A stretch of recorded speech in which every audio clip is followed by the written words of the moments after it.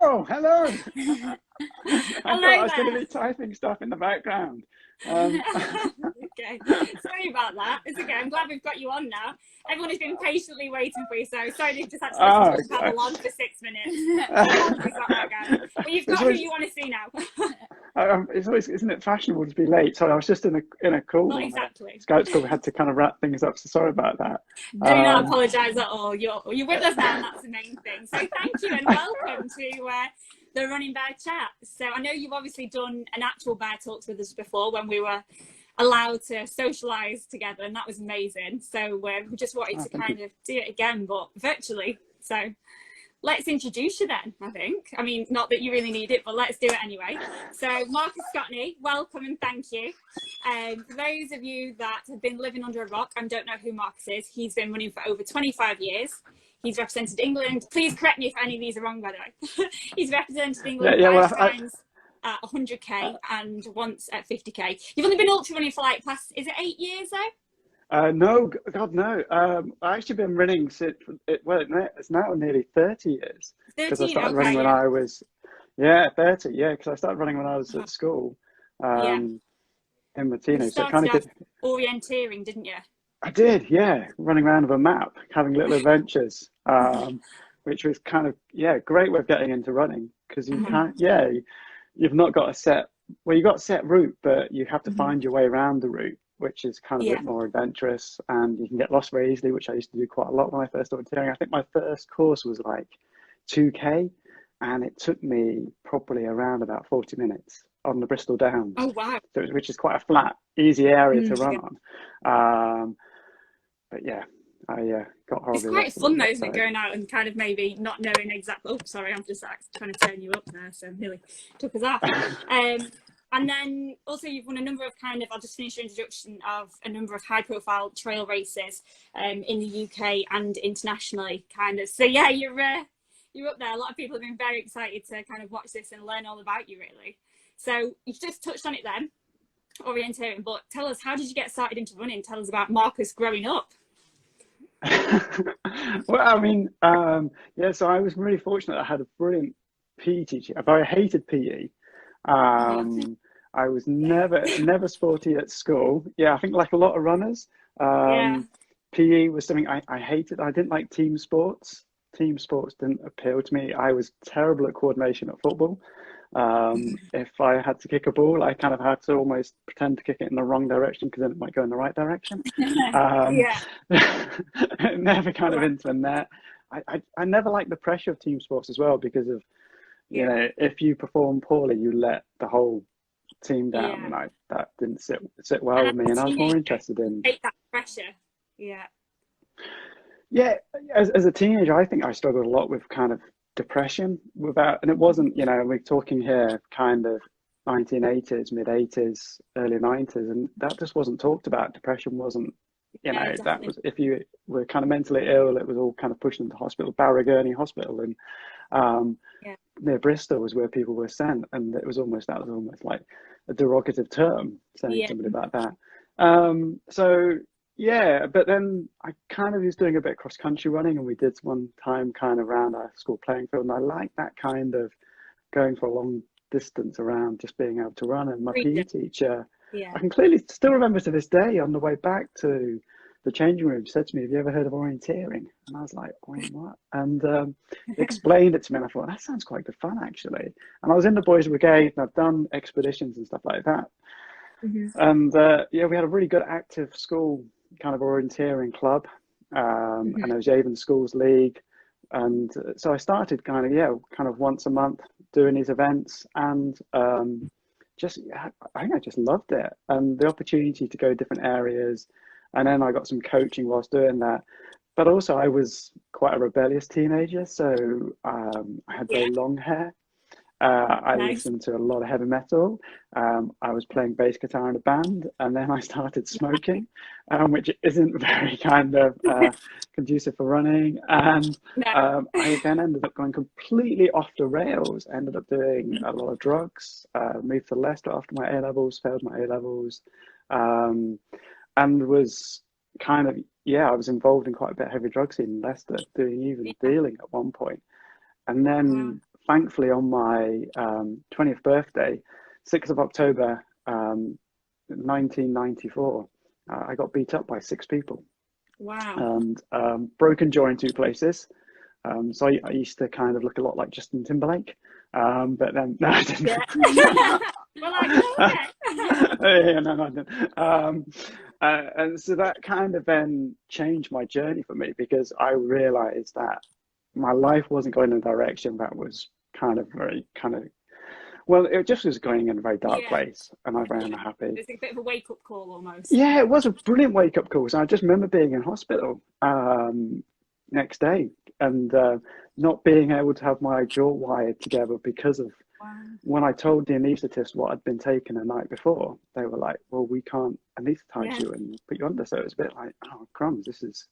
Yeah, it's that realization. And that then, and I then changed my focus, complete reframing, without any kind of therapy in any sort of sense. I signed up to do sports science at college at Leicester, studied sports science, got back into running, got into climbing.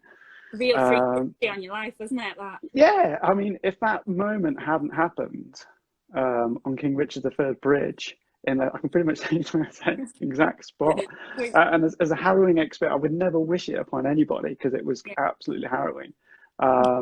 Completely, flipped everything around for me. So I was grateful for that. And then, just got more and more into running, and went to work in an outdoor centre in Northern Ireland, did some hill running, and then came back and then did some more hill running and trail running and road running. And then I remember hearing about ultra marathons when I was orienteering and mountain marathons, and they just seemed completely beyond me, just bonkers, like... That's what most people think, isn't it? It's like, oh my God, 50k, no thank you, I'll stick to 5. Yeah. Well, I remember first hearing about the Failsman in the 90s, and 64 miles, and I was like, whoa, that's like massive, way too far, isn't it? Imagine getting from there to there. It's just like it's crazy. Transition from sort of your standard over to ultra.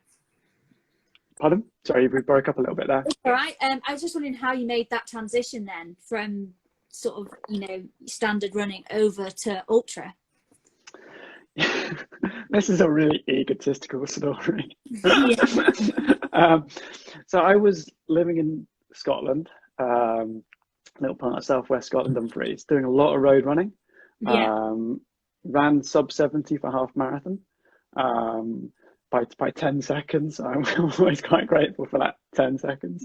I was loving that, and still doing a bit of kind of hill running, mountain marathons. And then 2 of our guys in our club were running for Scotland at 100k, and I used to beat them in every kind of road race. And it was just that real egotistical thing of like, well, if they can do that, I can do that. Complete egotistical, isn't it, really? And also at the time, the former world 100k champion Carolyn Hunter-Rowe had joined the club. She'd moved to Dumfries.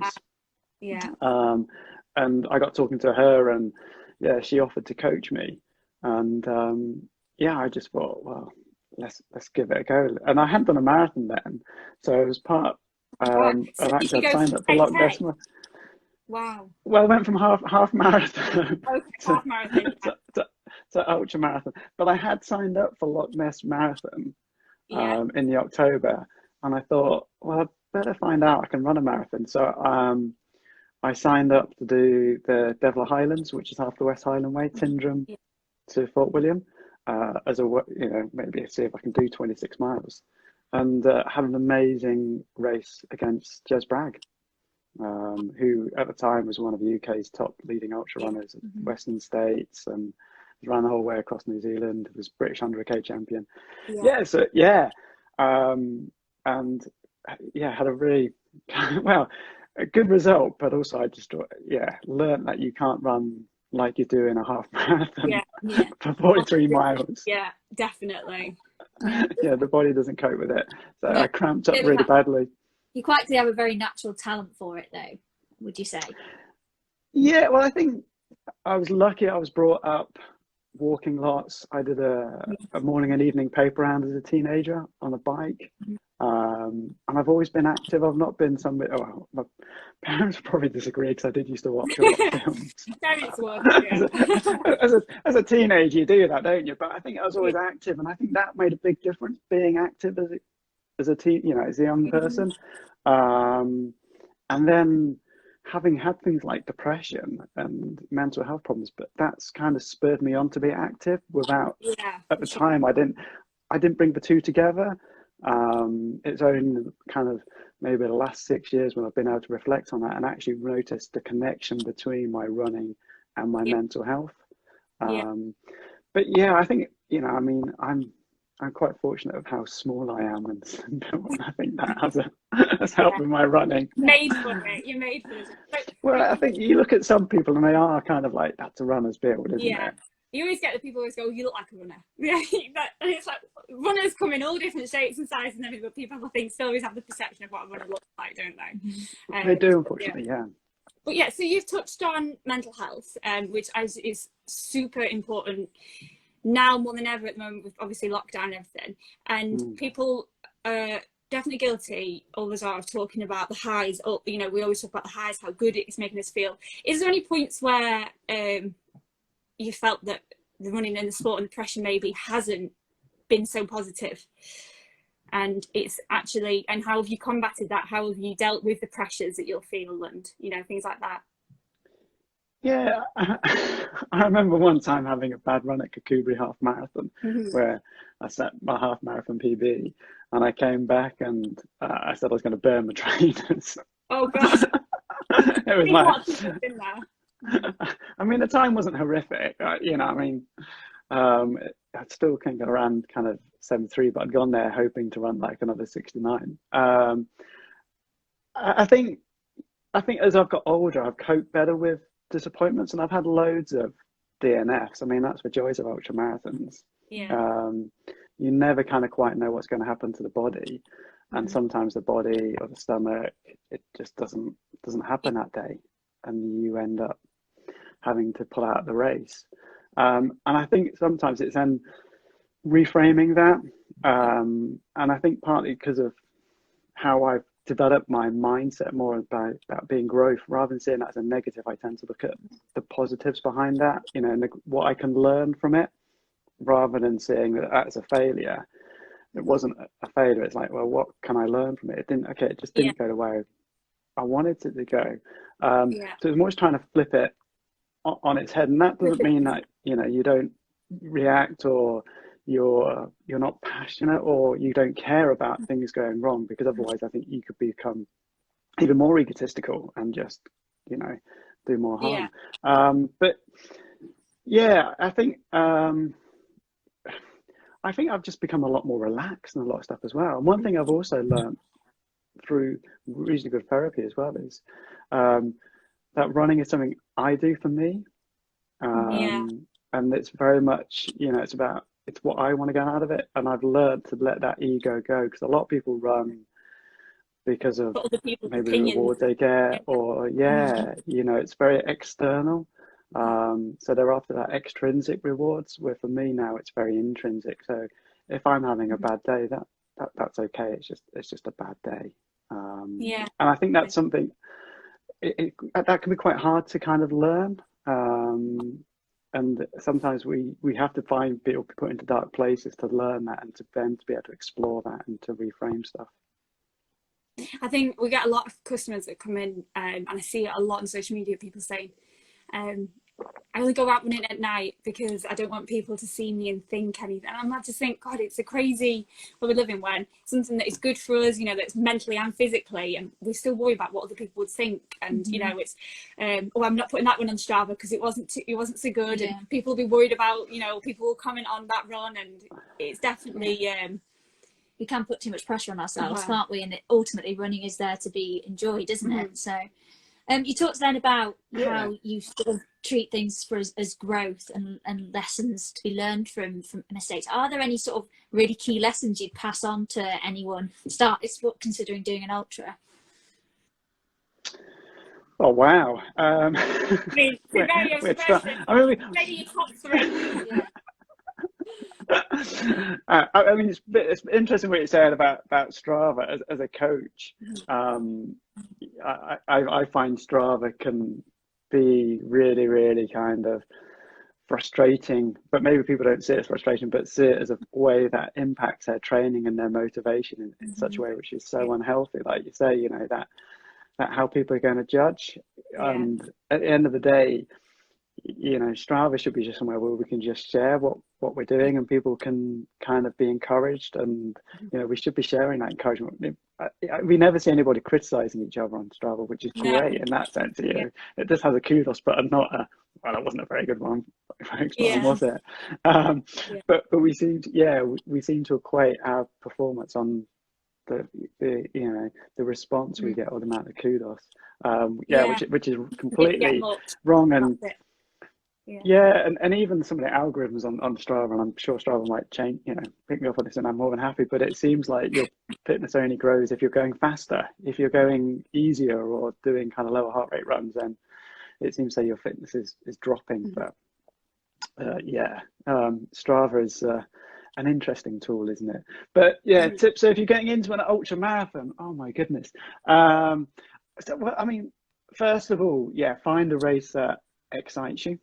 You know, which maybe is going to take you somewhere you've not been before, like a different place in the UK. Ideally, I would always suggest going for a little bit of a shorter distance as well. So, you know, 100-miler. Might go, that could be really exciting, that could be quite cool to do, but it could be a bit beyond what your body's capable of doing to begin with. And it could be the last one that you do. But if you have a really awful experience on it, because you're going to experience so much on any ultra, even especially your first one. So maybe like a 50k, or you know, anything kind of below a 50-miler, where you can start working out how long you're going to be out for, you know, and training wise as well. So a lot of people think they've got to be doing that distance in training as well, but it's impossible to be kind of actually doing an ultra marathon distance in training unless you're a very experienced athlete and you've built that program up over a long period of time. So you want to be getting out as much as you possibly can, not worrying about pace is what Strava tells you, and think more about time on feet, you know, going out for maybe just 40 minutes or 50 minutes, and at the weekend, you know, trying to get a bit longer, building up to potentially like 3-hour long run. And if that 3-hour long run you only cover, you know, 10 miles or so, it doesn't matter, you end up doing a lot of walking, because in an ultra marathon we do a lot of walking as well, thankfully. You know, if you watch Jim,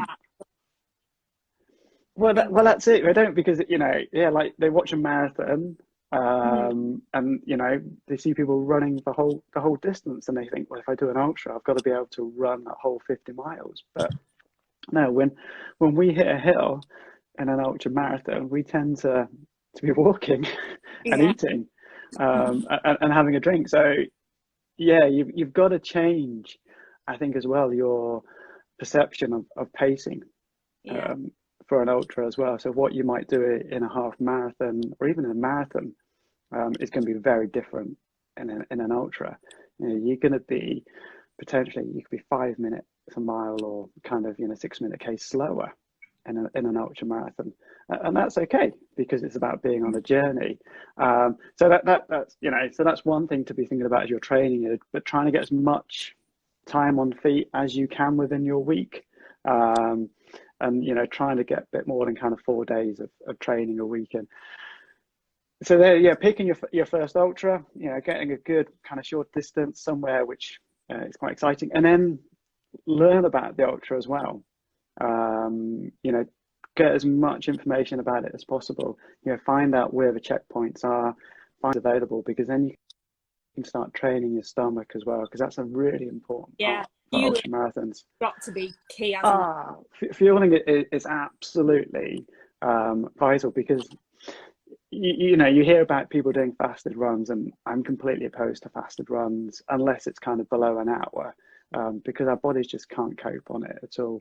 And you know, you can't run an ultra marathon without any fuel going in. You will very quickly crash and burn. So you've got to find what fuel works for you, and that's another key part of training and doing those long runs, but also training the gut. So when we're talking about training for an ultra marathon, you know, it's about, and I know we're talking about getting to do your first ultra, but it's such an integral part of it. You've got to train, you know, the mind, the body, the guts, the legs. It's a whole complete monoism. You know, we can't focus on one different area, and getting used to eating regular as well. So when we're talking about eating in an ultra marathon, we're not talking about eating when we feel hungry or maybe every 2 hours. We're talking eating in regular intervals, you know, but a small amount. So you're constantly keeping your energy levels topped up. So by reading where the checkpoints are and what might be available, that will then probably alter or might change, or might get you thinking about, right, how much fuel am I going to need? What am I going to need to eat? What's that going to look like? And the other thing you always be mindful is the time of year as well. Because if you're doing an ultra in the middle of the summer, July, you know, you got the heat, so that might affect your performance. You might change your food as well, because you might find that a certain food in the summer is just going to melt and not be kind of pleasant or not work. So you've got to be mindful of, right, will this food work in the summer? And also, if it's too dry and you get a bit dehydrated in the summer, you know, trying to chew on some bars of some sort might be like trying to eat sawdust. So that wouldn't be fun. just not pleasant at all. So getting your food sorted, so a bit of research about the race, which then helps you think about your pacing. So if you know where certain checkpoints are, so if the checkpoints are every 10k, you know, you can then break it down as well, because that's another important thing as well. So thinking, you know, 50k, you know, it's quite a daunting distance. That's 5-10k races. But if you can break that down into like 5-10k races, you might have a local loop that you do on a regular basis, what maybe takes you an hour and 20 to do, and that's probably about 10k. So you can be thinking, right, well, I've got to do 5 of those loops, but at a continuous time. And that type of thinking, so breaking it down. Does massively. I mean, if you know, I know at times I've stood on the start line of a 100-mile race, and if I go, oh, I've got 100 miles to go, you're kind of like, oh, nice. That's like crazy, but you go, right. But if you think, right, I've got kind of 8 miles before my first checkpoint, let's just crack on to that first checkpoint. So a bit of kind of that armchair planning. I think it's really important for ultramarathons. It's not, I think, you know, 10k half marathon you can kind of rock up to and just get your way through it. But I always think it's good to know what you're doing any kind of, even a 10k race, so you know where you might be able to work a bit hard or push a bit. But yeah, getting a bit of planning going on. And then the third and really important bit for that first ultramarathon is getting the kit right as well. You really got to make sure that you've got the kit right. I mean, first of all, make sure you got the mandatory kit. So some ultras you have to carry mandatory kit. You know, so like waterproof jacket, top, spare top, base layer, head torch. So yeah, make sure you got that mandatory kit, and then also make sure that you know how to run with it and test it out in training. So you know, test out your trainers. You know, don't buy brand new pair of trainers the week of a race. You know, make sure, you know, but then don't be wearing trainers you've been wearing for a year. The old faithfuls, no. The old faithfuls. No. I've got my old faithfuls here, they're going to do the job. Super glue them together, especially for the race. That's it, yeah. Otherwise you kind of end up with kind of like dog mouth kind of flapping about. But also then make sure, you know, the kit you're going to wearing doesn't chafe. You've kind of tested it out, and you know that's going to work, but also it's going to meet the mandatory kit list. So you don't want to turn up to the start of a race and, you know, you spent all this time preparing for it, training for it, and then they go, right, where's your survival bag? And you're like, oh, haven't got it. Did I need that? So yeah, I mean, again, that's all part of that preparation. But kit is absolutely vital, and invest in it as well. You know, it's always worth spending a bit more money on getting the lighter kit, because if your pack is going to end up weighing 3 kilograms, then that's just going to be uncomfortable to carry. But if you can get your kit down to like 1 kilogram or even less, then what does your kit weigh? More comfortable. I think I worked at, well, it's under 800 grams. Wow. Yeah, I'm going to do a video on it actually. We're just waiting for some new, little bit of a teaser here. Montana got, yeah. Oh, man. I don't know if I'm allowed to say it, but Montana got some new packs coming out, which are due out, I think, this next couple of weeks or something. I'm having a meeting with tomorrow, so I'm probably ruining that all now. And we're going to do like how I pack for an ultra marathon. But yeah, I mean, I will go for like my waterproof trousers weigh 100 grams, my jacket weighs 120 grams, a smock. You know, my base layer weighs about 100 grams. My bottoms weigh 80 grams. I've, you know, deliberately kind of sought out the lightest kit, partly from when I used to do mountain marathons, you know, that every gram counts. And I'll use a minimal head torch unless it's going to be a race where I know I'm going to run in the dark, and then I'll take a bigger, brighter one. But yeah, I will literally go to the minimum I need, unless it's a winter race or the conditions are looking like they could change. And it's different if you've got a crew as well. You know, so some ultra marathons you can have crews, and that's a really great way of actually having extra kit. So if you know you're going to be meeting your crew, they might have some extra kit, but as long as you're still carrying the mandatory kit. And in some races they will check you, so like UTMB, one or two of the checkpoints you come into, they will ask to see your mobile phone or your survival bag or your spare top, which is a bit frustrating when you're racing. Like, I just want to be running. Like, oh, You're like, and there's that, repack it, and out you go. But yeah, because otherwise people just cut corners, don't they? Yeah, of course. Okay, so talking about races, what's been your favourite ever race? Ultra or any race? Any. Give us any. Your favourite ever one that stands out. So there's one ultra. Well, it's kind of two ultras what really stand out. But one of my favourite races is the Moffat 15K race up in Dumfries and Galloway. It's a summer evening race, and it's a real bizarre road race because the first kind of like 8K or 7K are along this valley bottom, really kind of flat road. Yeah, proper road racing. And then you suddenly do a sharp left turn and you end up going up this steep hill off road, and it turns almost into a hill race. Yeah. So you've got like 500 meters or 600 meters, which brings you out onto what's called the Devil's Beef Tub Road. Yeah, I think that's what it's called. And then you then have kind of 6K of downhill running back into Moffat. And it's steep downhill. It must be about 10% gradient, and you just absolutely fly down it. It's the only time I've been able to sustain kind of like 450-minute miling for several miles in a race, feeling like, hey, this is what top marathon runners are doing. This is bonkers. So that's my favorite kind of little road race. I used to love doing that race, and the atmosphere in Moffat is part of the gala week. So in Dumfries and Galloway and a lot of Scottish towns, they have like a gala week, like a vet fair going on, and the march ridings as well. So it's a massive big atmosphere in the town as well. It's just great.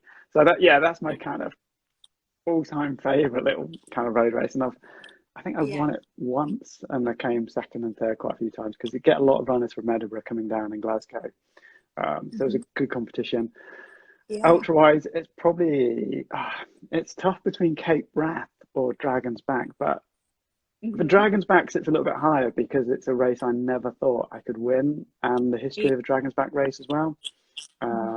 First run in 1992, and so I think it's a little bit more iconic than Cape Wrath. But then Cape Wrath was just such an amazing journey. It was just like no other race I've done before. Just such a beautiful place.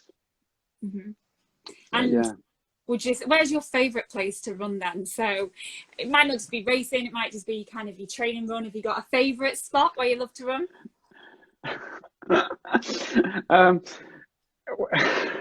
Jen would probably say that Coombsdale, a limestone valley, just round the corner from where we live in the Peak District, because I think I've ran up it, according to Strava, I've run up it like 900 times or maybe 1,000 times.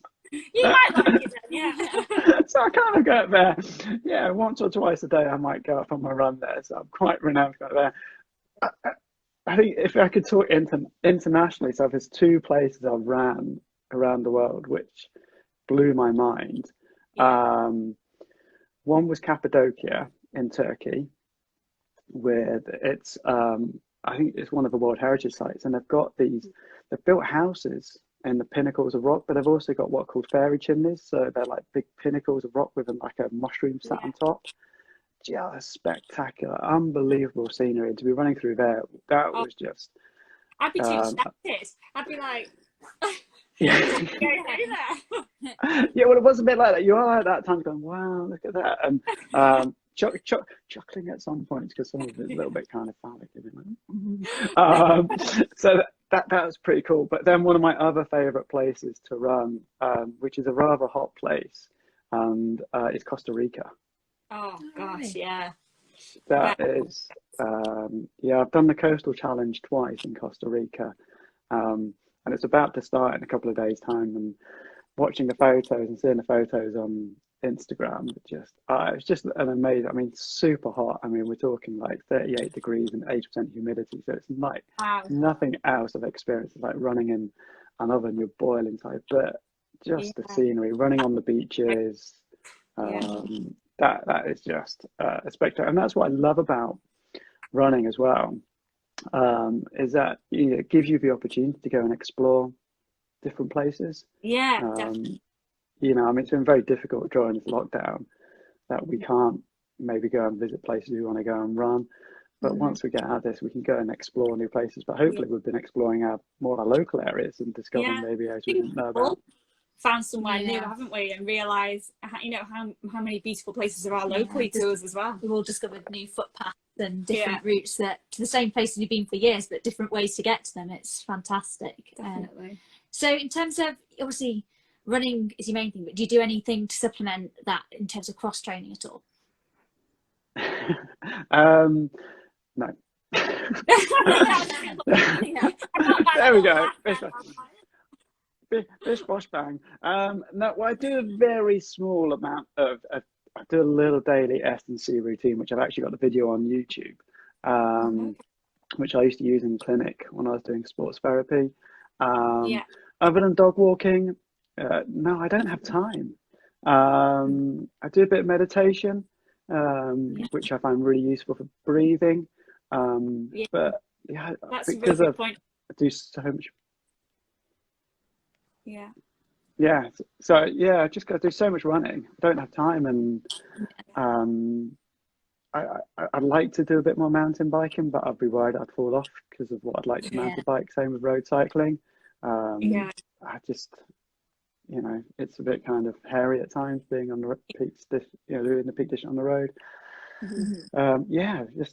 I try and do about between 10 to 15 hours of running a week, so it kind of fills up a lot of my time. Yeah, definitely. Well, that was my next question, is what does a regular week look like for you with your running? So 10 to 15 hours a week. I mean, it constantly varies. I try and work in mesocycles, so building up over a couple of weeks and then having a recovery week and then building back up. And my training volume, will kind of always between, even sometimes 6 hours a week, up to 15. Just listen to my body a lot more. Last year was kind of plagued with loads of silly little niggles and injuries, which was really kind of frustrating, and falling over and damaging stuff. So it constantly kind of changes. A lot of it is just very easy, kind of low intensity running, unless I'm kind of in a building phase, and then I'll be doing like hill reps, might be doing some kind of tempo runs, but and sometimes training twice a day when I'm kind of really starting to, if I'm trying to get up to that kind of above 10 hours, then I'll start training twice a day. But it's a very easy run in the morning and then a bit of a longer run in the afternoon. But if you look at Strava, you'll see it kind of fluctuates a huge amount, and Yeah, last year was just, yeah, it was an interesting year for training. Managed to put on a stone. So that was... Wow. And do you experience a lot of people?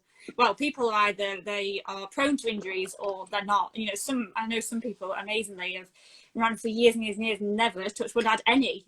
Some people definitely tend to be prone to them. How about you? Obviously, you said last year, but generally. Yeah, generally I'm injury free. Yeah.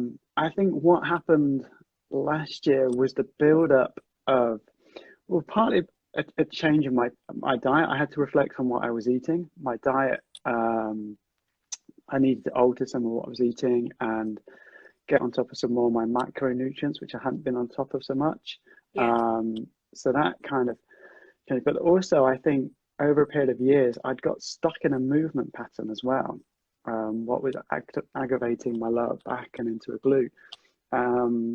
And yeah, so last year was the first year where I just had a whole period of just these constant niggles, where prior to that, everything had been really kind of tickety-boo, and you get the odd niggle because of the volume you're doing, you know, the amount of training you're doing. I even got injured on the Dragon's Back race. But I think I just had to reevaluate some of my movement, and I did a bit of work with Shane Benzie, who's kind of Running Reborn, which I think most people have come across at the moment. Yeah, definitely. Brilliant book. And you know, I was already been worked with one or two other people who were big on that kind of functional movement and trying to alter or just redress some of the imbalances on how I was moving. I wasn't moving as efficient as I should do, and I think that's an important thing as runners. If you are in that injury cycle, you know, always to look at, you know, well, how much are you training and how hard are you training? Is that an impact upon the injury?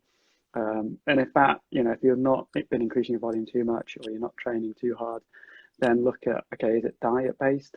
You know, am I eating enough? Am I eating the right nutrients? I'm not eating enough nutrients. And then look at how am I moving? You know, am I moving efficiently? And you know, if not, how can I change that? How can I alter that? I'm working with somebody like Shane Benzie or some other kind of movement coaches and kind of just saying, you know, okay, yeah. And then, but also looking at, as again, this is an important thing as a sports therapist to look at, is sometimes we hang everything, all the injuries up on running. You know, we go, oh yeah, it's the running what's caused the injury. But sometimes it can be that we're sat at an office chair for 8 hours, or we're sat in the car, or kind of going back to we're cross training. You know, we're riding a bike, but we're riding it at to intensity, or we're doing a lot of weights, but we're not doing them effectively. We're maybe, you know, working our muscles in a different way than we should be, or not the correct way that we should be when we're doing squats or lifts and stuff like that. And I think that's a really important thing to think about as well, is that, you know, what we're doing outside of our running, and how that will impact our running as well. Yeah. No, that's a very good point. Well, people have been putting hundreds of questions in whilst we've been chatting, so I'm going to skip up through there and we'll ask them. So I can see Mike at the bottom there. I'll do my. It's been asked a lot. So, who is your running hero? Yeah, good question. So I think the one guy, Bruce Fordyce, who won the Comrades marathon a few times, which is one of the early ultra marathons. Back in the 1980s, wrote a brilliant book called Run the Comrades, which you can't get hold of. He's a really big hero of mine. And then another guy, his name's kind of this, but the book called The Ghost Runner. Who's his name now? If anybody can remember his name, who's watching, please post his name.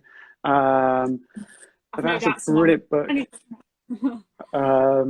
And so The Ghost Runner, and I think if I could say somebody living at the moment, who I always kind of so I have a weird thing about heroes, because I think it's good to look at being inspired by people rather than kind of putting people on a pedestal, because I've met some really cool ultra runners and they're really cool. I'm good friends with Mike Wardian in America. I'm always inspired by what Mike does. And so, and even like, you know, like Scott Durek, you know, I think people who have done some amazing feats, and like Courtney Daltwater as well. I mean, she's a phenomenal phenomenal runner. And yeah, I wouldn't say I have one hero, but I'm always inspired by people who eventually go and do an amazing thing, and then you kind of can get onto that. Bill Jones. Oh no, he wrote the Ghost Runner. Was it Bill Jones? I thought he wrote the book. Yeah, I thought he wrote the Ghost Runner book. The book's based on somebody else. But yeah, so yeah, there we go. That's my hero. Or heroes. Okay, awesome. Thank you. So one of our bears who you know, Jeff, is doing the Dragon's Back. What's your John top Tarrant? tip for it? There it is, John Tarrant. Oh, there you go. John Tarrant. Well done, William. 10 points to William. Did he Google it or did he know it? That's what you want to know. That's what we'll So yeah, Jeff's doing Dragon's Back. My tip would be kind of going a little bit back to when we first talked about, you know, getting into an ultra and how to do it. But the training is that, yeah, getting out onto the terrain and spending as much time as possible running. William's got the book, top man. I have as well somewhere, but I can't remember where the book is. So yeah, and when the opportunity arises, that to get out into the Welsh mountains, but just spend time doing as much hilly miles as possibly, not worrying about pace, just spending time, you know, going up and down hilly routes and getting the body used to that kind of changing in elevation, and then trying as the week possible. Yeah, perfect. Thank you. Next one. Let's go past that one. Oh, we've already answered that one. Take that one off, which is good. Let's see what else there is. Right, you've answered that one. Were you always naturally talented? We're doing well here. We're doing very well here. We're in a fabulous hole, especially with our views and landscape in the Peak District. Yeah, you're very lucky to live where you are, for sure. And I think that might be it. Those of you've been a runner. Oh yeah, no, it's okay. So unless anyone's got any more questions, pop them in the below. We've got some quick fire ones that we want to go through with you, so we'll do them while people think of anything they've got. Have you not realised already? I can't really do quick fire questions or quick fire answers. We can do the question quick, and I'll answer it as I normally would answer. I'll fire it out. You get back to me when I see. Okay. So one piece of kit that you couldn't live without. Running? Are we talking running kit? Yes. My trainers. Okay, yeah. Which are? What are your trainers? Scotney Ultra RC. Okay, perfect. They are just, yeah, my favourite shoe, and I can't wait for the trails to dry out so I can start running in them again. Yeah, I bet. Next one. You've answered that one actually. Yeah. Do you have a running buddy or running solo? Which do you prefer? Solo. Yeah. That fear of letting someone else down. You already said you don't like team sports again. Yeah, well, I mean, part it's just where I live in the Peak District. There are one or two runners around me, but I think because of being self-employed, I train when I want to train and get out early in the morning or late in the afternoon. So, yeah, and I think ultras, you spend so much time on your own. I'm just so used to training on my own. Yeah. Fave post-race meal. So your real treat meal. Go on. What is it? Well, it's my favourite meal ever. Pizza. Nice. Of course. What toppings though? That's I'm quite happy just to have a plain kind of margarita. I'm a team margarita too. But it kind of depends how the stomach's feeling post ultra, because sometimes the stomach doesn't always want food straight away. But well, when lockdown's over, you can come down to Running Bear and we'll share a margarita. Yeah, we've got a pizza shop next door that we've frequented. So.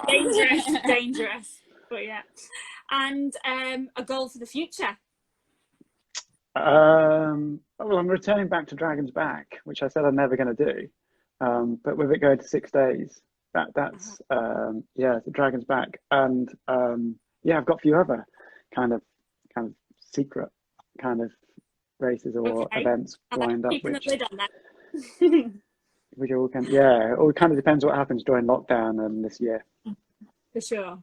Okay, brilliant. So we've had a couple of questions in.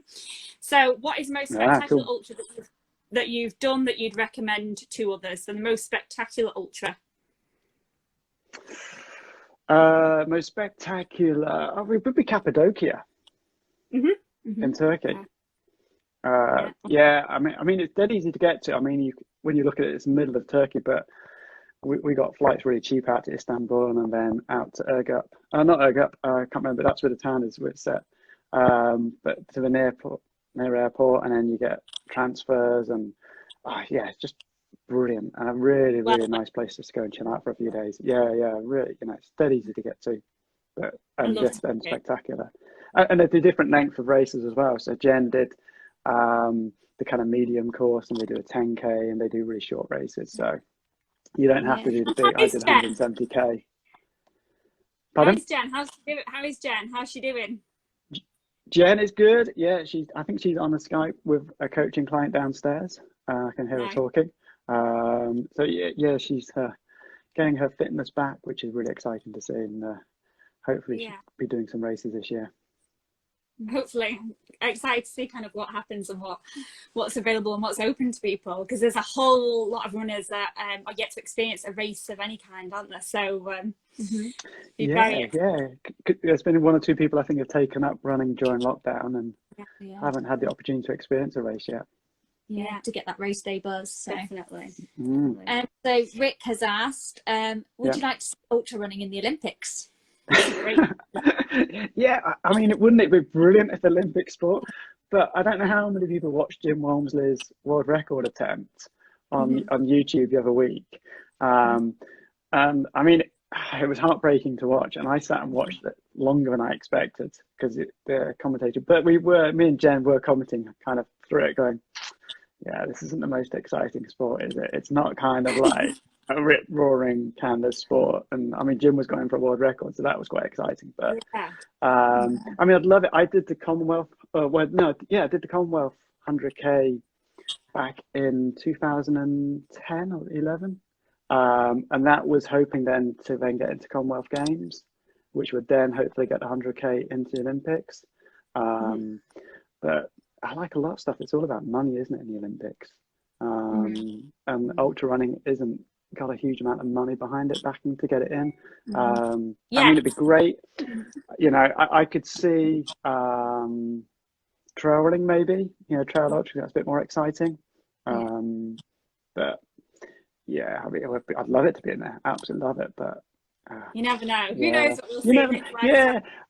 I mean, they've got flipping golf in the Olympics, or tennis and football. I mean, football has its own World Cup, and so anyway, let's not get going into that. I'll probably upset loads of people there by saying that. But I know all football fans will be anti you now, Marcus. That's all right. And so someone else has put, you mentioned the Comrades, would you recommend it? Yeah, I mean, I'd love to have a go at Comrades. Ever since reading Run the Comrades and working with Karen, because Karen had done it a few times. And I know one or two people have done it, and it's just, it's a bit kind of like UTMB because it's just crazy out there during the race. It gets the spectators that you would never normally get in an ultramarathon. You do an ultramarathon in the UK, you're lucky if you maybe get kind of one man and his kind of dog standing on the side cheering you on.